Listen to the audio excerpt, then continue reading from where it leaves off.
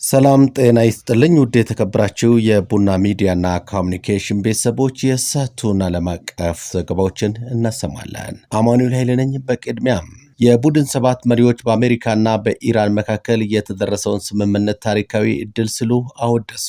የዓለማችን ሰባቱ የበለጸጉ ሀገራት G7 መሪዎች በአሜሪካና በኢራን መካከል የተደረሰውን ስምምነት በደስታ የተቀበሉ ሲሆን እርምጃው ኢራን የኒውክሌር መሳሪያ እንዳታገኝ ለመከላከል የሚያስችል ታሪካዊ ስኬትና መልካም ዕድል መሆኑን ገልጸዋል። መሪዎቹ በጋራ በሰጡት መግለጫ ስምምነቱን እንደሚደግፉና ለተግባራዊነቱም የበኩላቸውን አስተዋጽኦ ለማድረግ ዝግጁ መሆናቸውንም አስታውቀዋል። ከዚህ ጋር ተያይዞ በሆርሙዝ የባህር ሰርጥ በኩል የሚደረግ የንግድ መርከቦች እንቅስቃሴ ያለምንም ገደብ ወይም ክፍያ እንዲከናወንም ጥሪ አቅርበዋል። በመካከለኛ ምስራቅ ዘላቂ ሰላምና ደህንነትን ለማስፈን ስምምነቱን ተከትሎ ጠንካራና ሁሉን አቀፍ ዲፕሎማሲያዊ ቀጣይ ስምምነት እንዲደረግ እንደሚፈልጉም ገልጸዋል። የሊባኖስን ሁኔታ በተመለከተም የG7 መሪዎች አስቸኳይ እና ጠንካራ የተኩስ አቁም እንዲደረግ ድጋፋቸውን የገለጹ ሲሆን የሊባኖስ መንግስት የሂዝቦላህን ታጣቂዎች ትጥቅ ለማስፈታት የሚደረገውን ጥረት እንደሚደግፉም አስታውቋል። በሌላ በኩል በጋዛ ያለውን ሰብአዊ ድጋፍና የመልሶ ግንባታ ስራዎች ለማፋጠን ቃል ገብቷል። እንዲሁም አስፈላጊ የሆኑ የፖለቲካና የደህንነት እርምጃዎች በአስቸኳይ ተግባራዊ እንዲሆኑ የጠየቁ ሲሆን በዌስት ባንክ የሚታየው ግጭትና ጥቃት እንዲቆምም አሳስበዋል።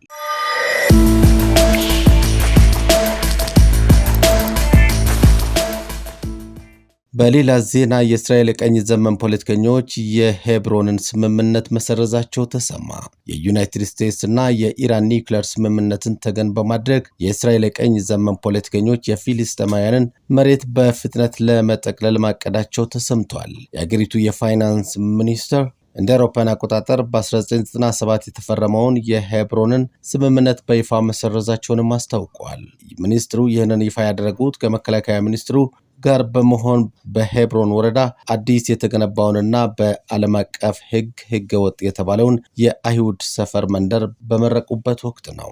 ሆኖም የእስራኤል የውጭ ጉዳይ ሚኒስቴር ስምምነቱን ስለመሰረዙ የቀረበውን መግለጫም አስተባብሏል። የፊልስጤም የውጭ ጉዳይ ሚኒስትር እስራኤል በሄብሮን የወሰደችውን እርምጃ ዓለም አቀፉ ማህበረሰብ እንዲያቆምም ጠይቋል። የቀድሞ የሄብሮን ስምምነት በ10 ሺዎች የሚቆጠሩ ፍልስጤማውያን የሚኖሩበትንና የከተማውን 20 በመቶ የሚሸፍነውን ቦታ በእስራኤል ቁጥጥር ስር እንዲቆይ ያደረገ ነበር። ይህ ስምምነት የተደረገው ቁጥራቸው ከ1000 የማይበልጡ አይሁዳውያን ሰፋሪዎች በቦታው በሕገ ወጥ መንገድ መኖር እንዲቀጥሉ ለማስቻል ታስቦ እንደነበረም ይነገራል። ሚኒስትሩ አሁን በወሰዱት አዲስ እርምጃ ከፍተኛ የህዝብ ቁጥር ባላት ዌስት ባንክ ከተማ ውስጥ የነበረውን የከተማ ፕላን የዞን ከፋፈልና የግንባታ ፈቃድ የመስጠት ሙሉ ስልጣንና ከፍልስጤም ማዘጋጃ ቤት በመንጠቅ በቀጥታ ለእስራኤል ወታደራዊ አስተዳደር ማስተላለፋቸውንም ታውቋል። ዘገባው የአልጀዚራ ነው።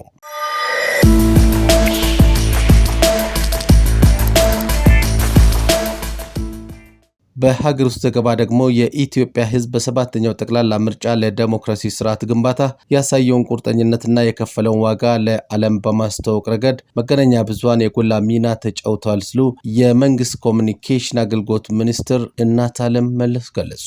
የመንግስት ኮሚኒኬሽን አገልግሎት ኢትዮጵያ መርጣለች፣ ኢትዮጵያ አሸንፋለች በሚል መሪ ሀሳብ ሰባተኛ ጠቅላላ ምርጫ የሚመለከቱ መረጃዎችን ከመራጮች ምዝገባ እስከ ምርጫ 2 በተከታታይ ለህዝብ በማድረስ ለኢትዮጵያ የዲሞክራሲ ልምምድ የላቀ ሙያዊ አስተዋጽኦ ላደረጉ መገናኛ ብዙሃን የምስጋና መርሃ ግብር አካሂደዋል። ወይዘሮ እናታለም መለስ በመርሃ ግብሩ ላይ እንደገለጹት የእውነተኛና ትክክለኛ መረጃን በማስተጋባት ለኢትዮጵያ ብሔራዊ ጥቅም መቆም የመገናኛ ብዙሃን ተቀዳሚ ተግባር ነው። የሀገር ውስጥ መገናኛ ብዙሃን የሀገርን ዲሞክራሲ በሀገር ልጅ ድምፅ ለዓለም በማስተጋባት ላደረጉት ከፍተኛ አስተዋጽኦ ምስጋና አቅርበዋል። ይህም የሀገርን ብሔራዊ ጥቅምና ክብር የማስቀደም ጉዳይ በመሆኑ ለቀጣዩ ትውልድ የጸናች ኢትዮጵያን ለማስተላለፍ መሰረት መጣሉንም አስገንዝበዋል። ለአብነትም መገናኛ ብዙሃን ህዝቡ በሰባተኛው ጠቅላላ ምርጫ በሰለጠነ መንገድ በመምረጥ ለዲሞክራሲ ስርዓት ግንባታ የሰጠው ዋጋ በሚገባ ለዓለም ማሳየታቸውንም አስረድተዋል። ከዚህ ባለፈም የፈጠራና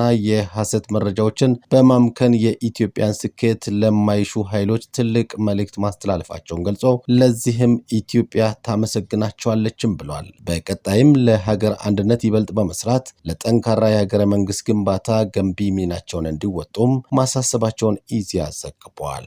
ከቡና ሚዲያና ኮሚኒኬሽን የሳቱ ዘገባዎች እንመስላሉ።